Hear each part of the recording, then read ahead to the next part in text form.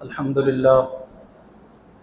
للہ کفا وسلام علی عباده الذین اصطفى اما بعد فاعوذ باللہ من الشیطان الرجیم بسم اللہ الرحمن الرحیم انا انزلناه فی لیلۃ القدر وما ادراک ما لیلۃ القدر لیلۃ القدر خیر من الف شہر تنزل الملائکۃ والروح فیہا بإذن ربہم من کل امر سلام ہی حتی مطلع الفجر صدق اللہ المولانا العظیم وکما ورد فی الحدیث الصحیح قال النبی صلی اللہ علیہ وسلم من قام لیلۃ القدر ایمانا واحتسابا غفر له ما تقدم من ذنبه او کما قال النبی صلی اللہ علیہ وسلم۔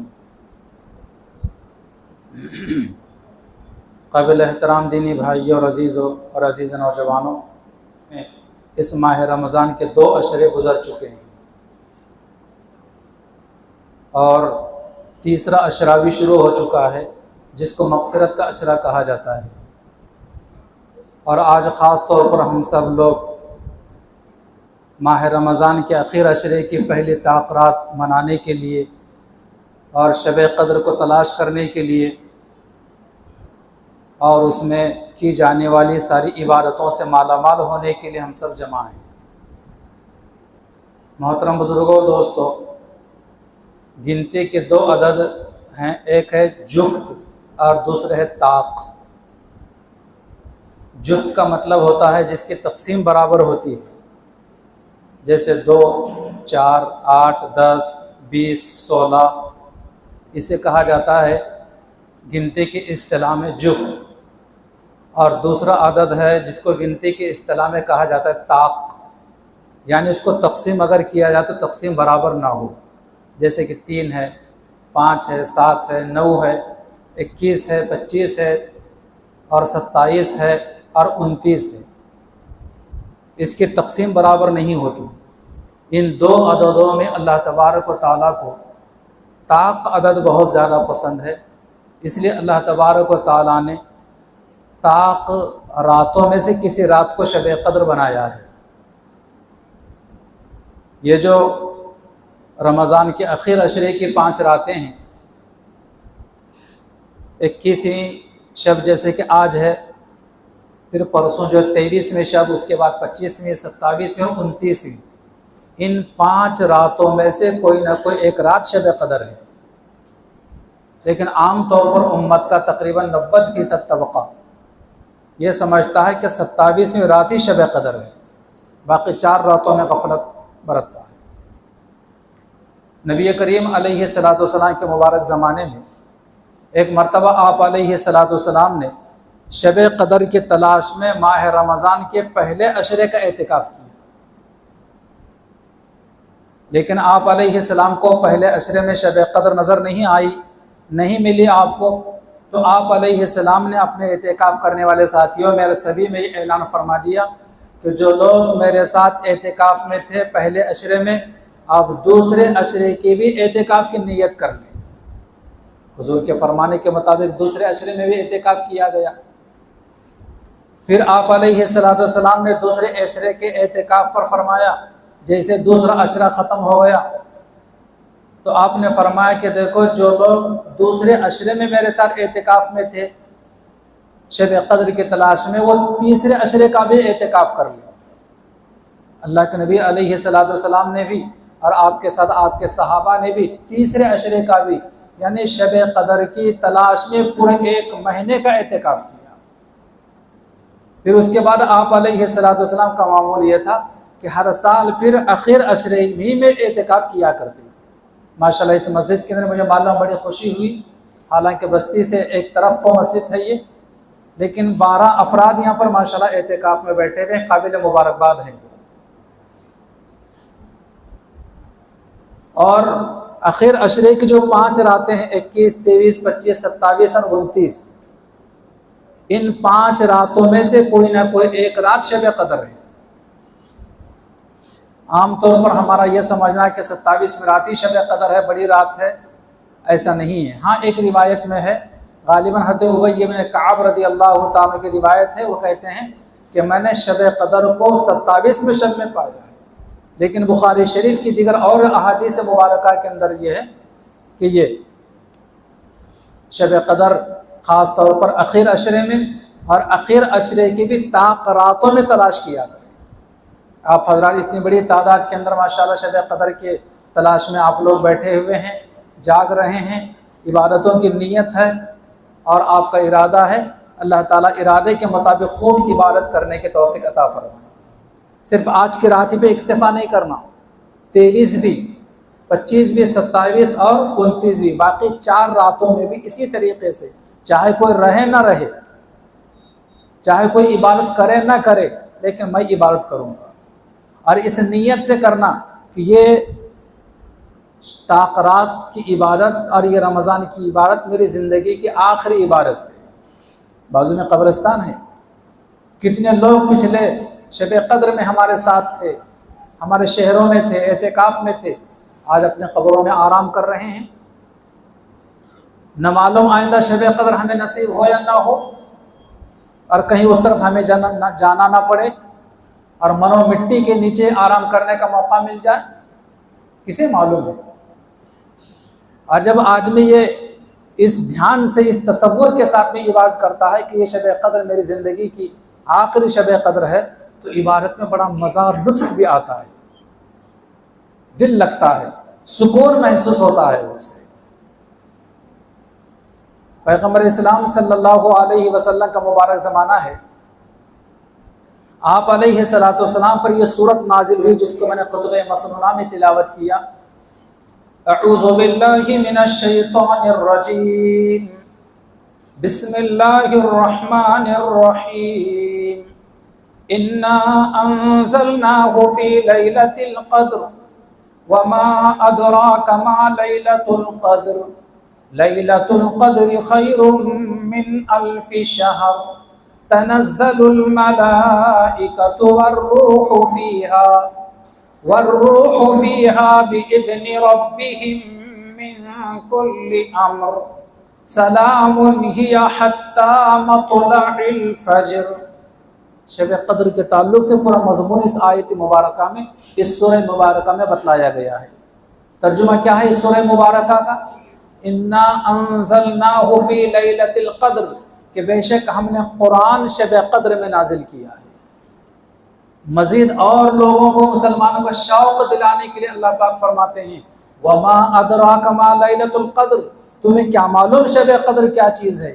پھر اللہ پاک فرماتے ہیں لیلۃ القدر خیر من الف شہر، شب قدر 1000 مہینوں کی عبادتوں سے بہتر ہے۔ 1000 مہینوں تک عبادت کرنے کا جتنا ثواب ہے، اس سے زیادہ ثواب شب قدر میں عبادت کرنے کا ہے۔ اگر ہم میں سے کسی کو زندگی میں ایک شب قدر بھی نصیب ہو جائے تو بیڑا پار ہے اس کا۔ 1000 مہینوں کے 83 سال 4 مہینے ہوتے ہیں۔ مجھے نہیں معلوم یہاں پر کوئی 83 سال کا ضعیف بوڑھا موجود ہوگا۔ ایک شب قدر بھی اگر نصیب ہو گئی تو 83 سال 4 مہینے اللہ کی عبادت میں گزارنے کا ثواب ملتا ہے، ایک بھی مل جائے۔ اور اگر ایسے زندگی 5-10 مل جائے، یا کسی خوش نصیب کو ہر سال شب قدر نصیب ہو جائے، تو کیا خوش نصیبی کی بات ہے اس کی۔ لیلۃ القدر خیر من الف شہر، تنزل الملائکۃ والروح، کہ اس میں فرشتے آج کے رات میں اور خاص طور پر حضرت جبرائیل نازل ہوتے ہیں۔ بِإِذْنِ رَبِّهِمْ، یہ اپنے مرضی سے نہیں آتے، اللہ کی اجازت سے آتے ہیں۔ کب تک رہتے ہیں یہ؟ حتی مطلع الفجر، صبح فجر تک یہ رہتے ہیں۔ اس سورہ مبارکہ میں 3-4 مضامین ہیں۔ ایک تو یہ ہے کہ اس رات میں قرآن نازل ہوا ہے، دوسرا یہ ہے کہ یہ شب قدر ہے، اور تیسرا یہ ہے کہ اس میں فرشتے آتے ہیں، اور چوتھے ہے کہ یہ رات سلامتی کی رات ہے صبح تک۔ تو دیکھیے قرآن مجید جو شب قدر میں نازل ہوا ہے، یعنی شب برات میں قرآن کے نازل ہونے کا فیصلہ ہوا اور شب قدر سے نازل ہونا شروع ہو گیا۔ سب سے پہلے جو ہے پورا قرآن آسمان دنیا پر نازل ہوا، اور وہاں سے پورا قرآن اللہ کے نبی صلی اللہ علیہ وسلم کے قلب مبارک پر، دل پر 23 سال میں نازل ہوا۔ پورا قرآن جو رکھا ہوا ہے یہ ایک ہی مرتبہ نہیں آیا ہوا۔ ہاں، تورات، انجیل، زبور، یہ جو کتابیں تھیں پوری کتاب بیک وقت دے دی گئی پیغمبروں کو، لیکن اللہ کا بابرکت کلام قرآن ایک وقت نہیں دیا گیا بلکہ 23 سال میں دیا گیا۔ کبھی ایک آیت، کبھی 2 آیت، کبھی ایک رکوع، کبھی ایک سورہ، اس طریقے سے پورا قرآن 23 سال میں، کبھی مکے میں، کبھی مدینے میں، کبھی گھر میں، کبھی مسجد میں، کبھی جنگل میں، کبھی میدان جہاد میں، کبھی تلواروں کے سائے میں، کبھی سفر میں، کبھی حضر میں، کبھی حضرات صحابہ کی مجلس میں، کبھی تنہائی میں۔ جب اللہ تعالیٰ جو آیت نازل کرنا مناسب سمجھتے تھے اس وقت آسمان سے حضرت جبرائیل آتے اور قرآن مجید کی آیتیں حضور کو سنا کر چلے جاتے تھے۔ قرآن ایسا بابرکت کلام ہے، اگر ہم میں سے کسی کو پڑھنے آتا ہے تو بڑی خوش نصیبی کی بات ہے، اور اگر ہم میں سے کسی کو اللہ کا بابرکت کلام قرآن پڑھنے نہیں آتا تو بڑی محرومی کی بات ہے۔ اور قرآن ایسی کتاب ہے اللہ تبارک و تعالیٰ کی، عمر کے کسی بھی مرحلے میں اس کو سیکھا جا سکتا ہے۔ دنیا کی اور کتابوں کے اندر قرآن کو یہ مقام حاصل ہے، یہ امتیاز حاصل ہے کہ قرآن کو سیکھو تو پڑھنا آ جاتا ہے، قرآن کو سمجھنے کی کوشش کرو تو سمجھ میں آ جاتا ہے، اور قرآن پر عمل کرنے کی نیت کرو، عمل کرنے اللہ پاک آسان فرما دیتے ہیں، اور قرآن کی اشاعت کی کوشش کرو اللہ تعالیٰ اس میں مدد فرما دیتے ہیں۔ ایسی عظیم کتاب ہے وہ بابرکت جو آج کی رات میں نازل ہوئی ہے۔ حضرت جبرائیل آسمان سے تشریف لاتے تھے، لیکن حضرت جبرائیل علیہ السلام کو ہمارے نبی صلی اللہ علیہ وسلم نے زندگی میں ان کی اصلی شکل میں صرف 2 مرتبہ دیکھا ہے۔ حضرت جبرائیل ایک مرتبہ روئے زمین پر، ایک مرتبہ آسمانوں میں سدرۃ المنتہا کے پاس معراج کے سفر میں۔ باقی 23 سال میں حضور صلی اللہ علیہ وسلم کے پاس حضرت جبرائیل کبھی روزانہ، کبھی ہفتے میں 1 مرتبہ جیسے مناسب سمجھتے اللہ تعالیٰ کی اجازت آتے تھے، تو حضرت جبرائیل علیہ السلام کسی نہ کسی انسانی شکل میں آتے تھے۔ فرشتوں کو اللہ تبارک و تعالیٰ یہ قوت اور طاقت عطا فرمائی ہے کہ وہ اپنے شکل بدل کر آ سکتے ہیں، اور عموماً حضرت جبرائیل علیہ السلام حضرت دحیہ کلبی، ایک صحابی کا نام ہے، ان کے شکل میں یہ حضرت جبرائیل تشریف لایا کرتے تھے۔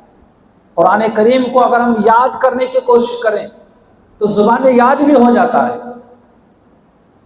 دارالعلوم دیوبند کے محتمم بانی حضرت مولانا قاسم صاحب نانوتوی رحمۃ اللہ علیہ جب حج کو پہلے پانی کے سمندر کے جہازوں سے سفر ہوا کرتا تھا، 4 6 مہینے پہلے گھر سے نکل جاتے تھے، حج کے لیے گئے، بڑا قافلہ ساتھ میں ہے، رمضان آ گئے، رمضان کا چاند جہاز میں سمندر میں انہوں نے دیکھ لیا، لوگوں کو یہ فکر پیدا ہوئی اب تراویح کون سنائے گا؟ حضرت مولانا قاسم صاحب نانوتوی رحمۃ اللہ نے کہا کہ فکر نہ کرے، میں سناؤں گا۔ حافظ قرآن نہیں تھے، وہ روزانہ 1 پارہ حفظ یاد کیا کرتے تھے، جہاز میں تراویح وہی پارہ سنا دیا کرتے تھے۔ تو حضرت مولانا قاسم صاحب نانوتوی رحمۃ اللہ علیہ 1 مہینے میں حافظ قرآن بنے ہیں، وہ 1 مہینے۔ حضرت مولانا حسین احمد مدنی صاحب رحمۃ اللہ علیہ مجاہد آزادی، 1857 کی جنگ آزادی میں شکست کے بعد مولانا محمود الحسن صاحب دیوبندی کو اور مولانا حسین احمد مدنی کو گرفتار کیا گیا اور کالا پانی بھیجا گیا، مالٹا بھیجا گیا۔ تو وہاں جانے کے بعد استاد اور شاگرد، مولانا محمود الحسن صاحب استاذ ہیں اور مولانا حسین احمد مدنی صاحب شاگرد ہیں۔ استاذ کو فکر ہوئی کہ اب تراویح میں قرآن کون سنائے گا؟ مولانا حسین احمد مدنی نے کہا کہ حضرت آپ پریشان نہ ہو، انشاءاللہ میں قرآن سناؤں گا۔ فجر کی نماز کے بعد تلاوت کے لیے بیٹھ جاتے تھے، مغرب سے پہلے 1 پارہ یاد کر لیا کرتے تھے۔ تو حضرت مولانا حسین احمد مدنی صاحب رحمۃ اللہ علیہ بھی 1 مہینے میں حافظ قرآن بنے ہیں، 1 مہینے میں۔ آگے چلی 4 ائمہ کرام جن کی پوری دنیا تقلید کرتی ہے، حضرت امام اعظم ابو حنیفہ رحمۃ اللہ علیہ، حضرت امام شافعی رحمۃ اللہ علیہ، حضرت امام احمد ابن حنبل رحمۃ اللہ علیہ اور حضرت امام مالک رحمۃ اللہ علیہ۔ ان چاروں میں سب سے بڑے امام صاحب امام اعظم ابو حنیفہ رحمۃ اللہ علیہ۔ ان کا معمول تھا کہ انہی طلباء کو پڑھایا کرتے تھے جو پہلے سے حافظ قرآن ہو۔ ایک بچہ آتا ہے جن کا نام محمد ہے، آگے چل کے امام محمد بنے ہیں وہ، اور امام ابو حنیفہ سے آ کر کہتے ہیں کہ حضرت میں آپ کی شاگردی میں آنا چاہتا ہوں، میں آپ سے حدیث کا قرآن کا علم سیکھنا چاہتا ہوں۔ تو حضرت امام صاحب رحمۃ اللہ نے پوچھا کہ تم حافظ قرآن ہو؟ انہوں نے کہا کہ نہیں، میں حافظ تو نہیں ہوں۔ تو انہوں نے کہا کہ میں صرف انہی طلباء کو پڑھاتا ہوں جو حافظ قرآن ہوں، آپ حافظ نہیں، آپ میرے پاس نہیں پڑھ سکتے، چلے جائیے۔ ان کے دل پر ایسی بات اثر کر کے اپنے گھر چلے گئے، اور 1 ہفتے میں اتنی محنت کی کہ 1 ہفتے کے بعد لوٹ کر آئے اور کہنے کہ حضرت میں آپ سے علم دین حاصل کرنا چاہتا ہوں۔ امام اعظم ابو حنیفہ پہچان لیے، کیا تم وہی نہیں ہو 1 ہفتے پہلے تم کو واپس کیا تھا؟ کہ حضرت ہاں میں محمدی ہوں، میں وہی ہوں۔ پھر واپس لوٹ کر کیوں آئے؟ تو آپ نے مجھے واپس کیا تھا، میں حافظ قرآن نہیں تھا، لیکن میں نے 1 ہفتے میں قرآن کو یاد کرنا شروع کیا، 1 ہفتے میں مجھے قرآن یاد ہو گیا۔ آپ کے شاگردوں میں سے جس سے چاہیں آپ کہیں وہ میرا قرآن سے پورا قرآن ان کو سنا دوں گا 1 ہفتے میں۔ اس سے بھی آگے چلیے، ہشام کلبی اپنے زمانے کے بہت بڑے عالم دین گزرے ہیں، علماء کے مجلس میں بیان کرنے کے لیے ان کو بلایا گیا، ایک طرف بیٹھے تھے، ابھی اناؤنسر صاحب بلانے ہی نہیں پائے تھے، سب کو معلوم تھا کہ انہیں کا بیان ہونے والا ہے، تو کچھ علماء کے زبان سے نکل گیا کہ بہت بڑے عالم ہیں، بہت بڑا مقام ہے ان کا، بہت اچھا بولتے ہیں، بہت قابل ہیں، لیکن حافظ نہیں ہے۔ چند لوگوں کے زبان سے نکلی ہوئی بات ان کے دل پر ایسی اثر کر گئی کہ مجلس کے بعد اپنے گھر گئے، گھر جانے کے حفظ یاد کرنا شروع کیا، صرف 3 دن میں حافظ قرآن بن کے مجلس میں پھر آئے۔ کتنے دن میں؟ صرف 3 دن میں حافظ قرآن ہو بن کر آئے، اور علماء کے مجلس میں کہا کہ آپ میں سے جو میرا قرآن سننا چاہے سورہ فاتحہ سے لے کر سورہ والناس تک میں پورا قرآن سنانے کے لیے تیار ہوں۔ بھائی قرآن یہ عظیم کلام ہے، سیکھو پڑھنا تو پڑھنا آ جاتا ہے، یاد کرنے کی کوشش کرو تو یاد ہو جاتا ہے، سمجھنے کی کوشش کرو تو سمجھ میں بھی آ جاتا ہے اللہ کا بابرکت کلام۔ اس سے اپنا تعلق مضبوط رکھنے کی کوشش کیجیے۔ ماضی میں جب لوگ قرآن سے وابستہ تھے کامیابی ان کے قدم چومتی تھی، جب سے مسلمانوں نے قرآن کو پشے پشت ڈال دیا ہے، ذلت و گمراہی نے ان کے گھروں کا دروازہ دیکھ لیا ہے۔ وہ معزز تھے زمانے میں مسلمان ہو کر، علامہ اقبال کہتے ہیں وہ معزز تھے زمانے میں مسلمان ہو کر، اور ہم خوار ہوئے ذلیل ہوئے تاریخ قرآن ہو کر۔ وہ عزت دار لوگ تھے قرآن سے وابستہ رہ کر، اور ہم ذلیل ہو رہے ہیں قرآن کو چھوڑ کر۔ یہ مطلب ہے شیخ کا۔ ماجد دیوبندی نے کیا خوب کہا تھا، ہر لفظ کو سینے میں بسا لو تو بنے بات، ہر لفظ کو سینے میں بسا لو تو بنے بات، طاقوں میں سجانے کے لیے قرآن نہیں۔ آج ہمارے گھروں میں طاقوں میں دھول کھاتا رہتا ہے قرآن، مہینوں گزر جاتے ہیں قرآن کو کھول کر نہیں دیکھتے۔ بھائیوں اگر ہمیں اللہ کا بابرکت کلام پڑھنے آتا تو بڑی نعمت ہمیں حاصل ہے۔ روزانہ میں یہ نہیں کہتا آپ 1 پارہ پڑھی 1 پارہ پڑھنا تو بہت اچھی بات ہے، اگر 1 پارہ پڑھنے کی توفیق نہیں ہوتی، آپ کو فرصت نہیں ملتی، 1 رکوع پڑھ لیجیے، 1 صفحہ پڑھیے، لیکن روزانہ قرآن کریم کی تلاوت کا معمول رکھیے، اس کی برکتیں زندگی میں چین و سکون آپ خود محسوس کریں گے۔ اللہ کے نبی علیہ السلام فرماتے ہیں اللہ تعالیٰ کو وہ عمل بہت پسند ہے جو تھوڑا ہو لیکن روزانہ کیا جاتا ہو، تھوڑا ہو لیکن روزانہ کیا جاتا ہو۔ ہفتے میں 1 مرتبہ 1 پارہ پڑھنا کمال نہیں ہے، روزانہ 1 رکوع پڑھنا یہ کمال ہے۔ فجر کی نماز کے بعد، ظہر کی نماز، مغرب کے بعد، سونے سے پہلے کوئی ایک وقت طے کرے، آپ کے اپنی مصروفیات میں سے فارغ وقت 1 رکوع پڑھ لیجیے، چند آیتیں سمجھنے کی کوشش کیجیے، دیکھیں برکتیں محسوس ہوگی. ہما قسم کی نعمتوں سے انسان مالا مال ہوتا ہے جب اللہ کے بابرکت کلام سے اس کا تعلق مضبوط ہو جاتا ہے. اس لیے بھائیو یہ قرآن کریم جو شب قدر میں نازل ہوا ہے اس سے اپنا تعلق مضبوط رکھی. قرآن مجید یہ 5 حق ہیں. ایک تو اس پر ایمان لایا جائے کہ اللہ کا بابرکت کلام ہے، لا ریب فی، اس میں کوئی شک و شبہ نہیں ہے. دوسرا حق یہ ہے کہ اس کی تلاوت کی جائے. تیسرا حق قرآن کریم کا یہ ہے کہ قرآن کو سمجھنے کی کوشش کی جائے. برسوں سے نماز پڑھ رہے ہیں، 50 سال 40 سال سے نماز پڑھ رہے ہیں، لیکن اب تک ہمیں نہیں معلوم کہ تکبیر تحریمہ سے لے کر سلام پھیرنے تک کیا معنی، التحیات کا کیا مطلب، قل هو اللہ احد کا کیا مطلب، سورہ کوثر کا کیا مطلب، سمع اللہ لمن حمیدہ کا کیا مطلب، کچھ نہیں معلوم. تو قرآن کریم کا تیسرا حق یہ ہے کہ قرآن کو سمجھنے کی کوشش کیجیے. اور قرآن کا چوتھا حق یہ ہے کہ قرآنی تعلیمات پر عمل کی کوشش کیجیے. قرآن صرف تلاوت کے لیے نہیں ہے، کسی کا انتقال ہو جائے تو اس پر ایثار ثواب کرنے کے لیے قرآن نہیں ہے. قرآن میں نظام حیات بیان کیا گیا ہے کہ ہم کیسے زندگی گزارنا چاہیے، وہ سب بیان کیا گیا ہے. حضور پاک علیہ الصلوۃ والسلام کے زمانے کے بعد کچھ صحابہ نے حضرت عائشہ صدیقہ رضی اللہ تعالیٰ سے ملاقات کر کے کہا کہ اماں جان ہمیں بتلائیے حضور کے اخلاق کیسے تھے. کیا کہا؟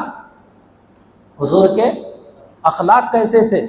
تو حضرت عائشہ صدیقہ رضی اللہ تعالیٰ نے کہا کیا تم نے قرآن نہیں پڑھا؟ یعنی جو قرآن میں ہے وہ حضور کے اخلاق ہیں. اللہ کا کہا ہوا حضور پاک علیہ الصلوۃ والسلام کا کیا ہوا. تو یہ قرآن سمجھنے کی کوشش کی جائے، اس پر عمل کرنے کی کوشش کی جائے. عمل سے بنتی ہے زندگی، جنت بھی جہنم بھی. عمل سے بنتی ہے زندگی، جنت بھی جہنم بھی. یہ خاکی اپنے فطرت میں نہ نوری ہے نہ ناری. ہمارا یہ جسم حقیقت کے اعتبار سے نہ جنتی ہے نہ جہنمی ہے. ہمارے بدن سے جیسے اعمال، جیسے اخلاق، جیسے کردار صادر ہوں گے ویسا اللہ کے پاس سے فیصلہ ہوگا. اس لیے بھائی اپنے اعمال کو اچھا کرنے کی کوشش کیجیے، اپنے اخلاق کو سنوارنے کی کوشش کیجیے، اپنے کردار کو نبی کریم علیہ السلام کے کردار کے مطابق بنانے کی کوشش کیجیے. جنت اور جنت کی لازوال نعمتیں ہمارا حصہ، ہمارا مقدر ہے انشاءاللہ تعالی. تو انشاءاللہ اپنا تعلق قرآن سے مضبوط کریں گے. اس سورہ قدر کا پہلا مضمون اللہ کا بابرکت کلام قرآن ہے جو حضور پر نازل کیا گیا. دوسری چیز اس سورہ مبارکہ میں جو بیان کی گئی ہے وہ ہے لیلۃ القدر، یعنی جس کو ہم بڑی رات کہتے ہیں آپ کے زبان میں، عوام الناس کے زبان بڑی رات، شب قدر. کیا ہوتا ہے اس میں؟ دیکھیے اللہ تبارک و تعالیٰ کا نظر انتخاب دیکھیے.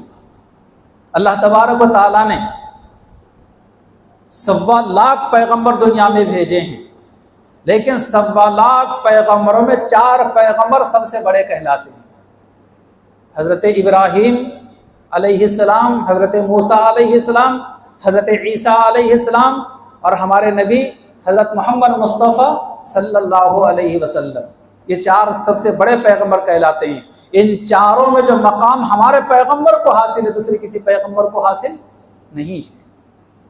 اللہ تبارک و تعالیٰ نے بے شمار فرشتوں کو بنایا ہے. تمام فرشتوں میں سب سے بڑے فرشتے 4 کہلاتے ہیں، حضرت جبرائیل، حضرت میکائیل، حضرت اسرافیل اور حضرت عزرائیل. لیکن ان 4 فرشتوں میں جب مقام و مرتبہ حضرت جبرائیل کو حاصل ہے وہ کسی اور فرشتے کو حاصل نہیں ہے. صحابہ جتنی انبیاء کی تعداد تھی کم و بیش حضور کے زمانے صحابہ کی بھی اتنی تعداد تھی، لیکن تمام صحابہ میں 4 صحابہ بڑے کہلاتے ہیں جن کو خلفاء راشدین بھی کہتے ہیں. حضرت ابوبکر صدیق رضی اللہ تعالیٰ عنہ، حضرت عمر فاروق رضی اللہ تعالیٰ عنہ، حضرت عثمان غنی رضی اللہ تعالیٰ عنہ اور حضرت علی مرتضیٰ رضی اللہ تعالیٰ عنہ. لیکن ان 4 صحابہ میں جو مقام و مرتبہ حضرت ابوبکر کو حاصل ہے کسی دوسرے صحابی کو نہیں.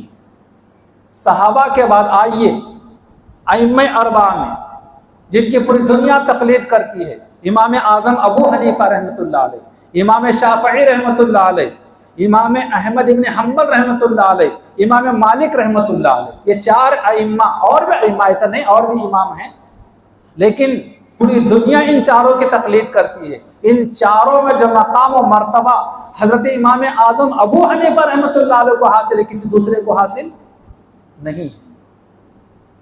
دنیا میں بڑی بڑی 4 مسجدیں ہیں، مسجد حرام، کعبۃ اللہ کے اطراف جو 3 منزلہ مسجد ہے اسے کہا جاتا ہے مسجد حرام۔ دوسری مسجد نبوی حضور کی مسجد مدینے میں ہے، تیسری مسجد اقصی جو فلسطین میں ہے، اور چوتھی مسجد سینا یا مسجد طور کہا جاتا ہے، کوہ طور پر جو واقع ہے، مسجد سینا جسے کہا جاتا ہے، کوہ طور پر جو مسجد بنائی گئی ہے، یہ 4 مسجد۔ لیکن ان 4 مسجدوں کے اندر جو مقام و مرتبہ مسجد حرام کو حاصل ہے، دوسرے مسجدوں کو حاصل نہیں، جہاں ایک نیکی کرنے پر 1 لاکھ نیکیوں کا ثواب ملتا ہے۔ اسی طرح دنوں میں سال کے 365 دن ہوا کرتے ہیں، لیکن 365 دنوں کے اندر 4 دن سب سے اہم کہلاتے ہیں۔ 2 عیدین کے دن، عرفے کا دن اور عاشورے کا دن، 10 محرم کا دن۔ لیکن ان 4 دنوں کے اندر جو مقام و مرتبہ فضیلت یوم عرفہ کو ہے، یوم عرفہ ماہ ذی الحجہ کی 9 تاریخ حاجیوں کے لیے سب سے بڑا دن ہوتا ہے، حج کا اس دن سارے حجاج کرام لاکھوں کی تعداد میں عرفات کے میدان میں جمع رہتے ہیں۔ ہمارے لیے عید سے، بقرعید سے 1 دن پہلے کا دن، اس کو عرفے کا دن کہا جاتا ہے۔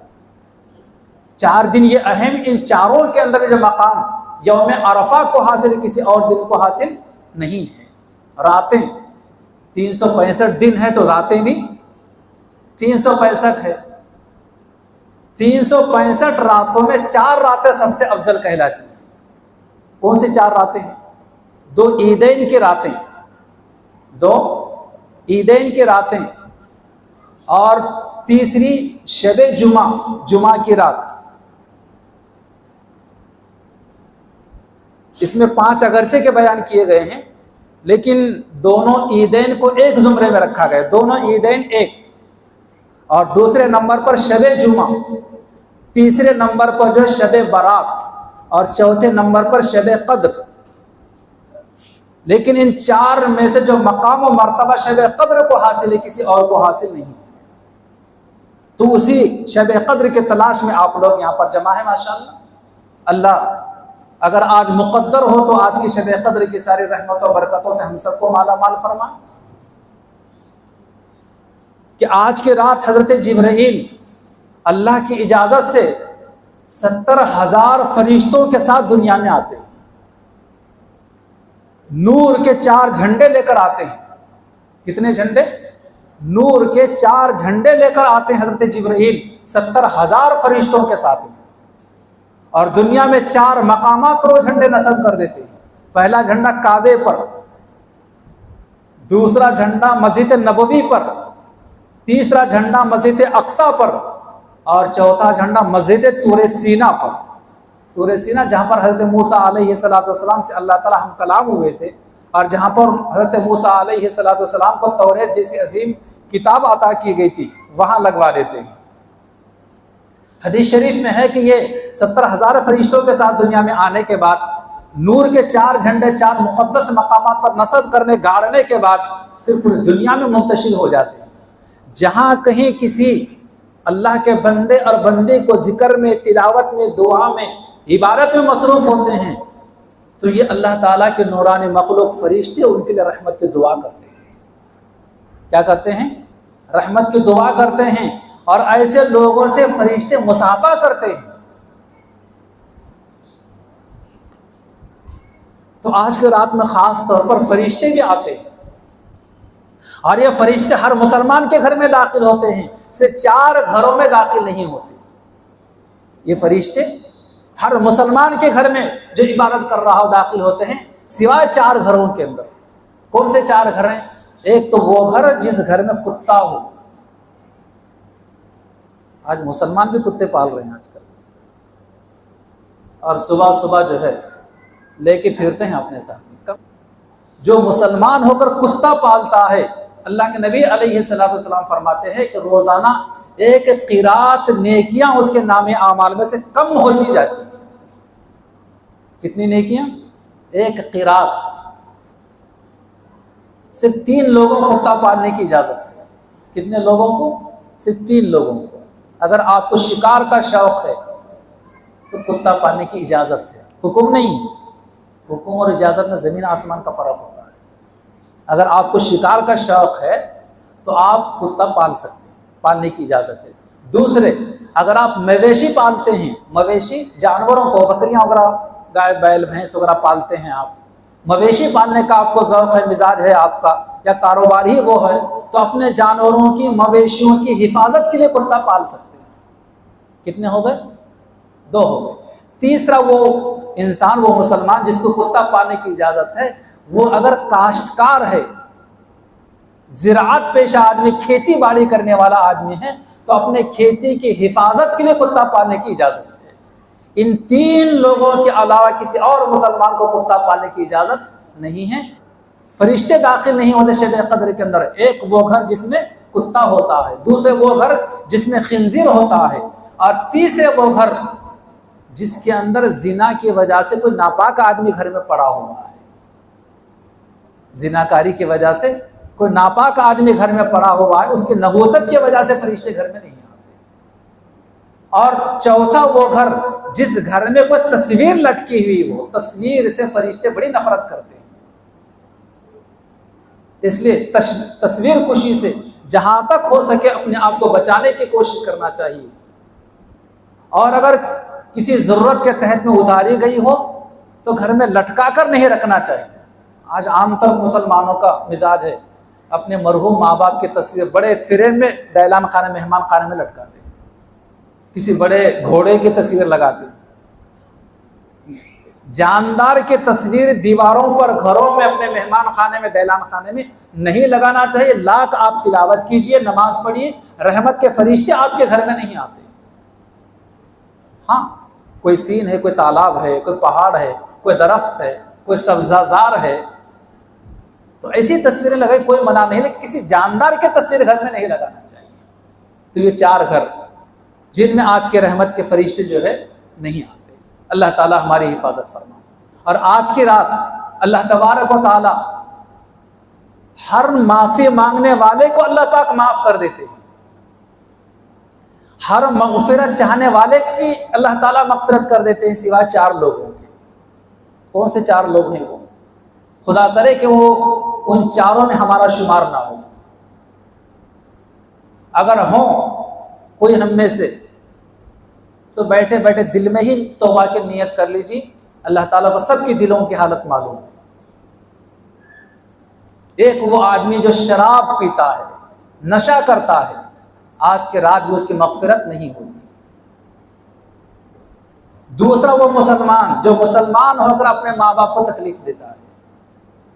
اس لیے بھائیوں، ماں باپ اگر زندہ ہیں تو بہت بڑی نعمت حاصل ہے، ماں باپ اگر کسی کی دنیا سے جا چکے ہیں تو بڑی نعمت سے محروم ہے۔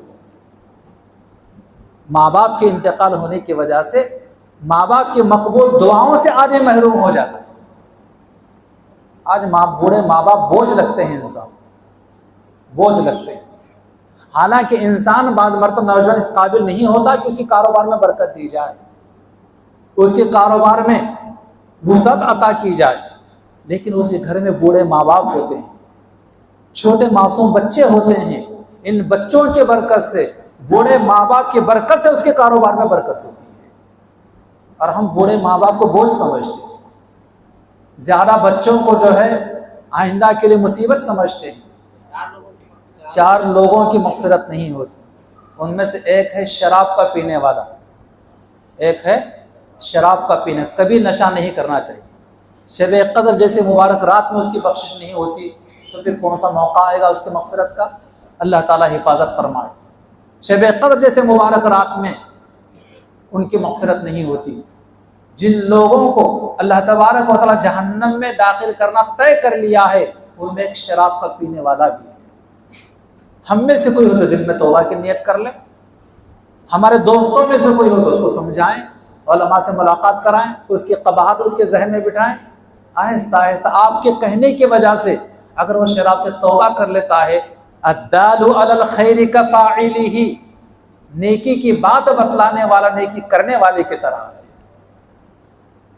تو ایک تو یہ، اور دوسرا وہ آدمی جو اپنے ماں باپ کا نافرمان ہے، دوسرا وہ مسلمان جس کی آج کی رات مغفرت نہیں ہوتی، اپنے ماں باپ کو ایذا پہنچاتا ہے، ماں باپ کو تنگ کرتا ہے، ماں باپ کو تکلیف دیتا ہے۔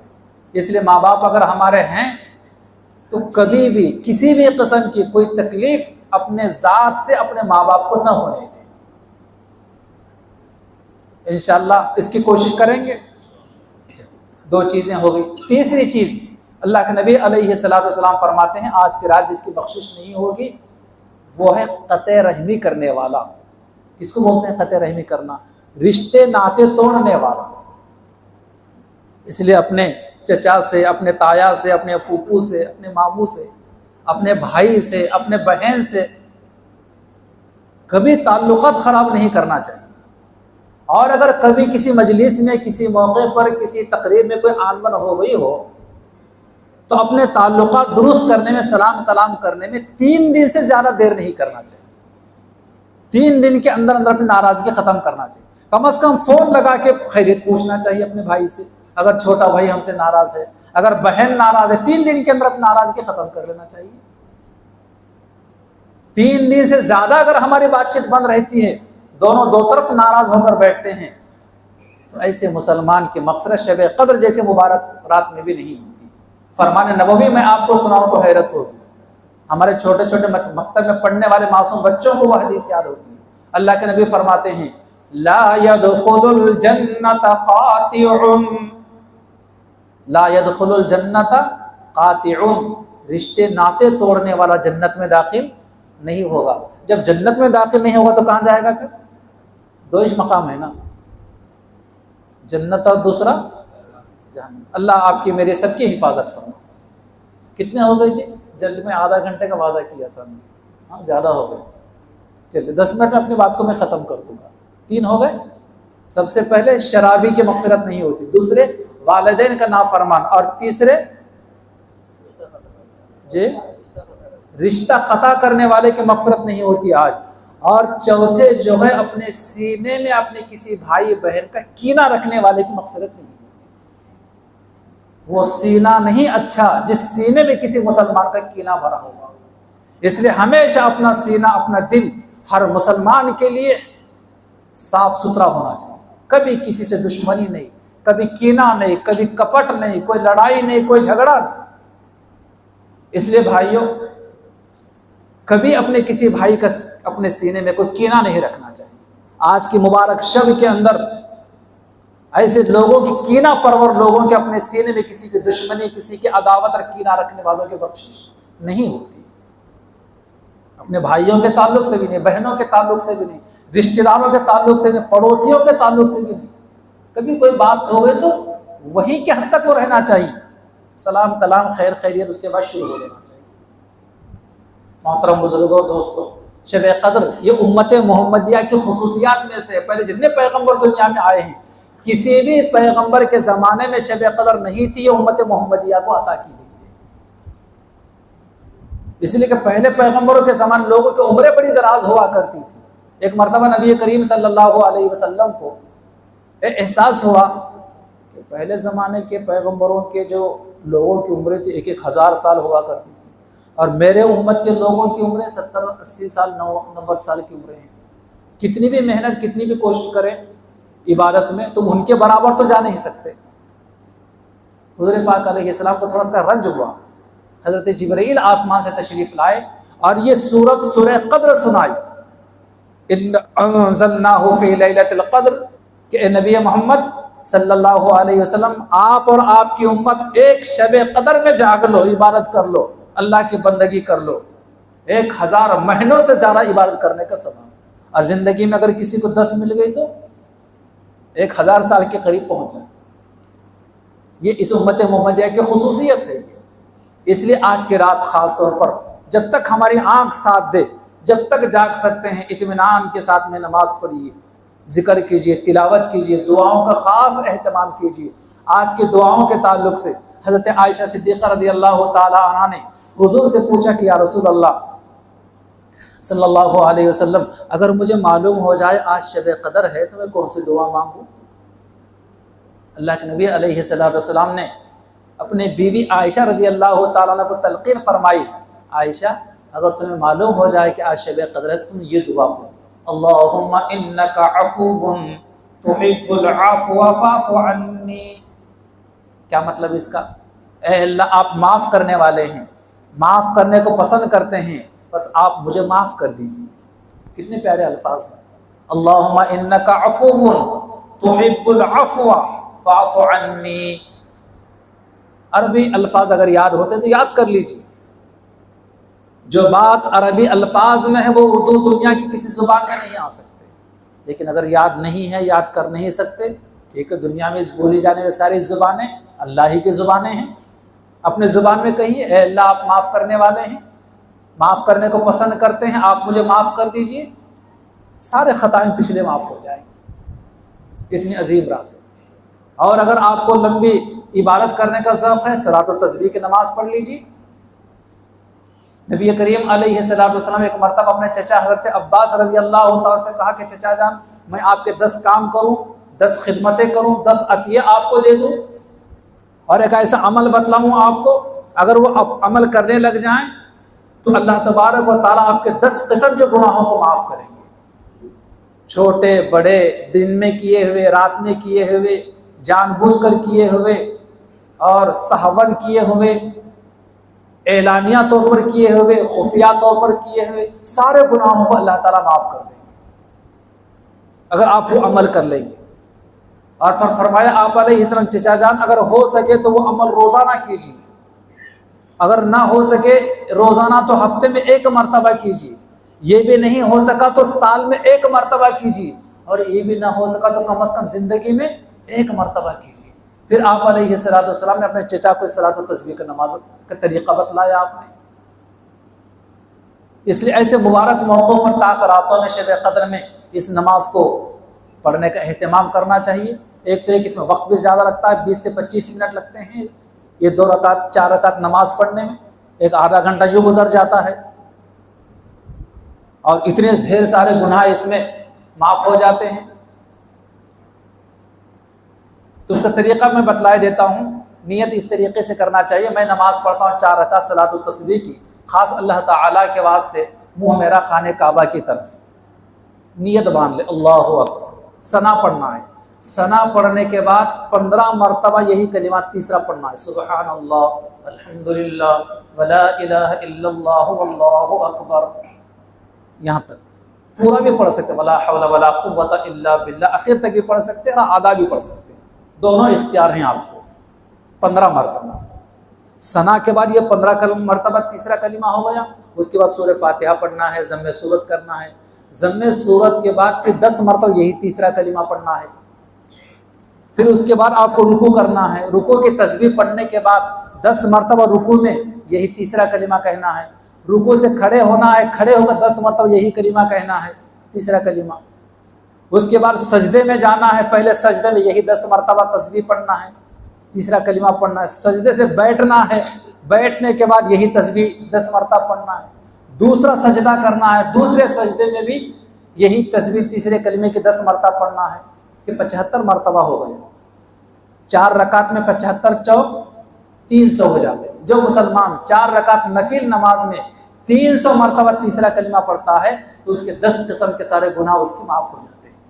ثنا کے بعد 15 مرتبہ، رکوع سے پہلے 10 مرتبہ، کتنے ہو گئے؟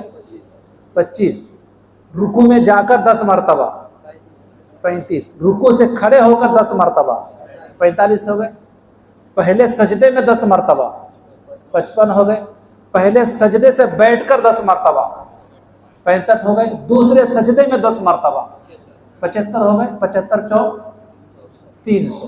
ترتیب یوں آسان سمجھ میں آتی ہے، اس لیے آسان طریقے سے میں نے سمجھا دی ہے۔ اللہ تعالیٰ سے دعا ہے کہ اللہ پاک ہمیں عمل کی توفیق عطا فرمائے، آمین۔ وآخر دعوانا ان الحمد للہ رب العالمین۔ مختصر دعا ہوگی، اس کے بعد